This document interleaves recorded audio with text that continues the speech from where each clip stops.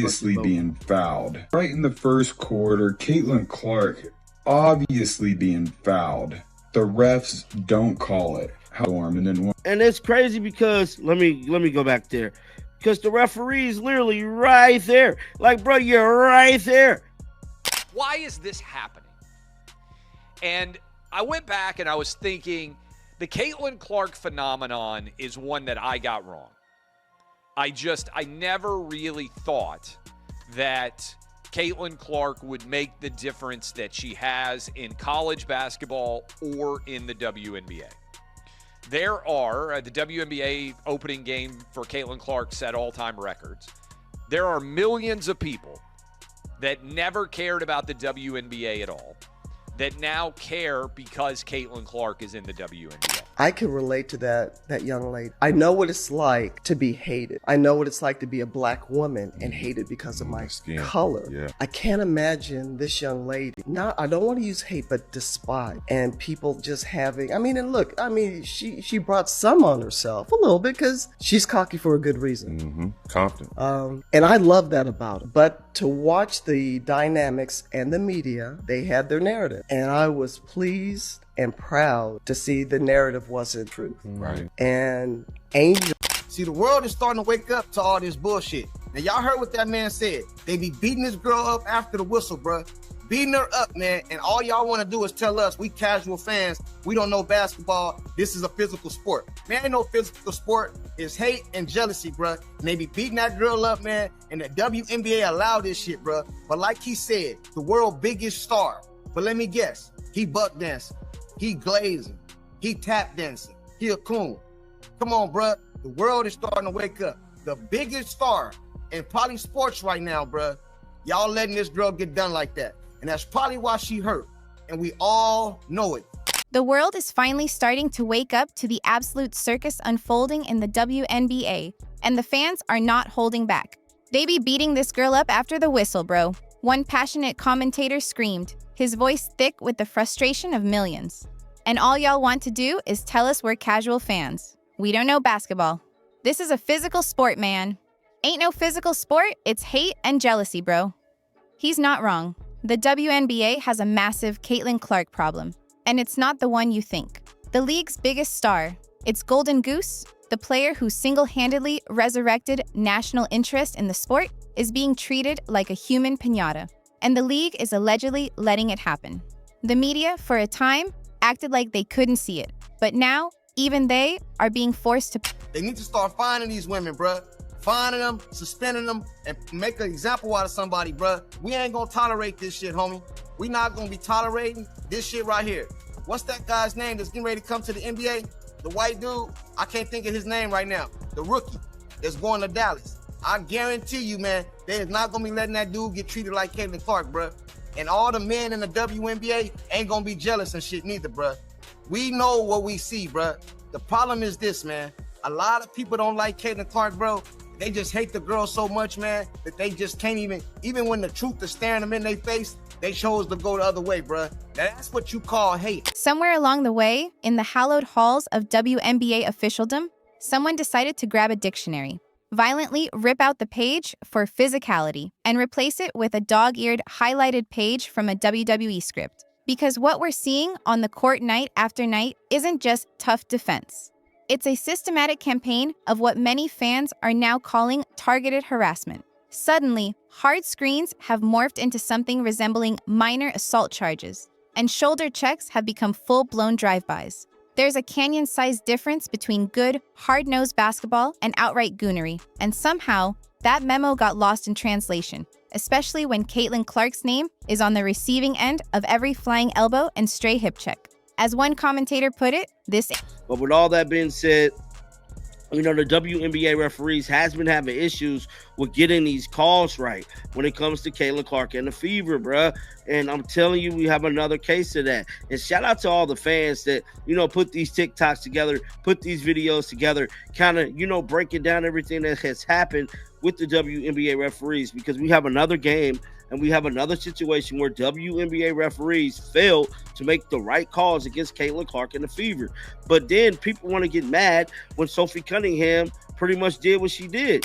Let's rewind for a second, because this isn't just about gritty, competitive play.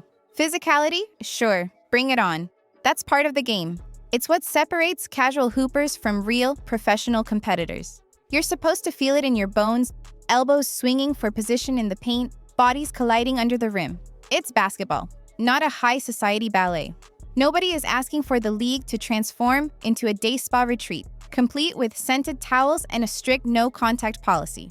But the issue, the one that has fans screaming into the void, isn't the physicality itself. It's when basic basketball toughness morphs into what looks like a targeted, almost personal tackle. Hype and all the videos that everyone on social media has me watching, a lot of clips from the WNBA right now too.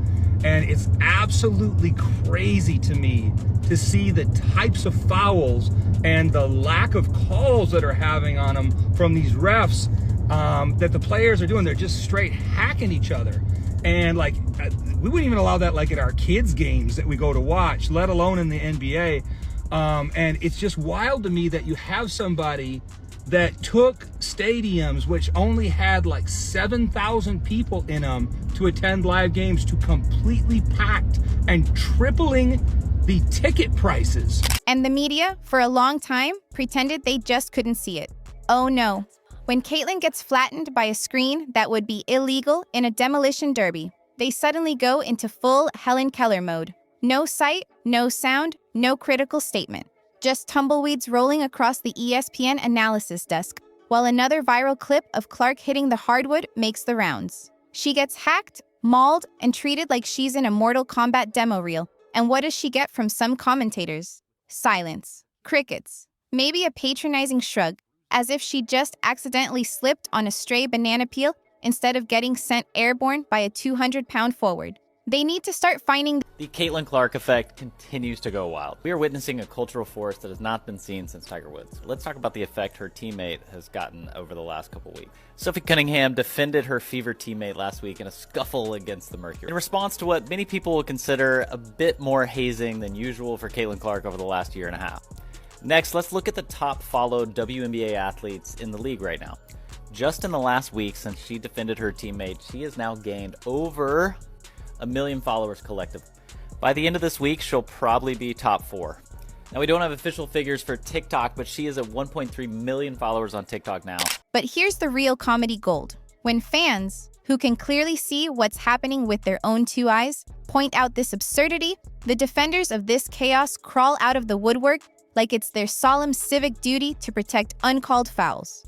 They talk about physicality like it's some kind of sacred, misunderstood art form, as if clotheslining someone midair is a noble act of competitive resistance. It's the culture, they say, as if that culture was forged in the honorable fires of basketball fundamentals and not, as it sometimes appears, in the petty, resentful back alleys of professional jealousy. Next thing you know, they'll be handing out... You think that was dirty by Caitlin Clark? Let's start there. You think that was dirty by Caitlin Clark?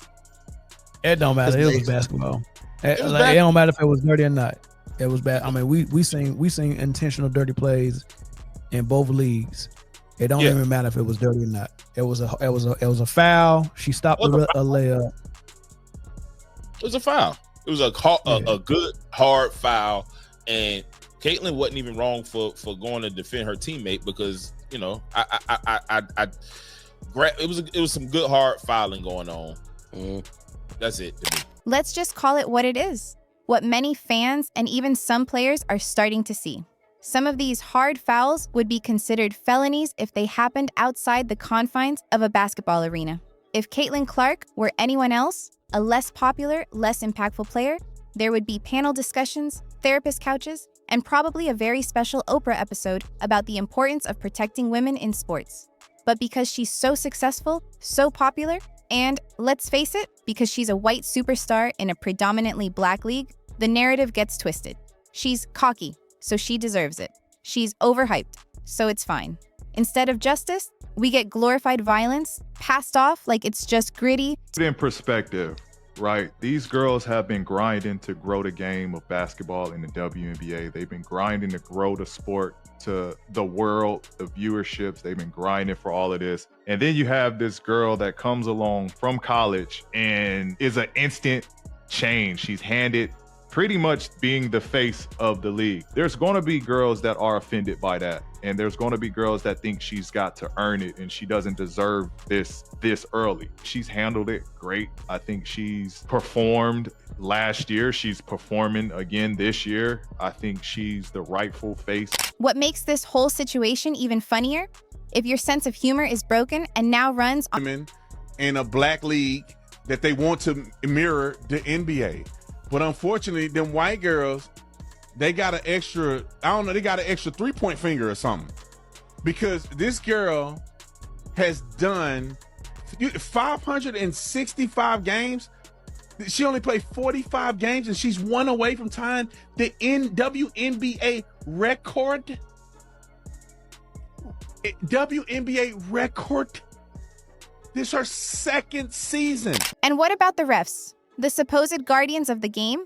You'd think with high-definition cameras covering every conceivable inch of the court, officiating would be tighter than a conspiracy theorist's corkboard. But no, they see Caitlin flying across the baseline like she was just unceremoniously ejected from a cannon. And nothing. No whistle, no tech, just a gentle, almost leisurely jog back to the other end of the court, while Caitlin peels herself off the floor like a cartoon character who just got steamrolled by a freight train. And when she dares to look at them, confused, frustrated, looking for a call, well, here come the hot takes. She needs to calm down. She's not used to the league yet. She should adjust. The way that you thank the player that is doing that is to like jab her in the eye and shove her when she's making shots and all kinds of stuff just because the refs are not good enough to call it. And it's just crazy to me. Like, instead of that, why not take it upon yourself to get better so that you can compete with her? And if you think they're competitive with her, a lot of them are not, because she's in the league already setting scoring records and assist records the very first year she's there.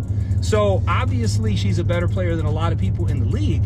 And to take a player that is rocket shipping your sport makes absolutely no sense. And the fact that the WNBA is now only starting to step in a little bit. Let's also acknowledge the elephant in the locker room, the jealousy. Oh, it's thicker than protein powder in a blender that hasn't been washed in a week. Some players look at Caitlin Clark and they don't see a phenomenal athlete elevating their sport. They see a walking, talking billboard for everything they feel they've been overlooked for. So, instead of leveling up their own game to match her energy, some of them have seemingly decided to turn her into a human punching bag, both literally and metaphorically. It's not tough defense. It's performative bitterness with knee pads on. Yet, even with all this mess, all this chaos, all this blatant disrespect, she keeps showing up. She keeps scoring. She keeps drawing crowds that, just a year ago, wouldn't have shown up to their local WNBA arena if you were handing out free cash at the door. Caitlin doesn't just bring talent, she brings receipts. Every elbow she takes is another highlight for SportsCenter. Every silent whistle from the refs turns into another sold-out arena. And every time someone tries to humble her with a cheap shot, they just end up inadvertently boosting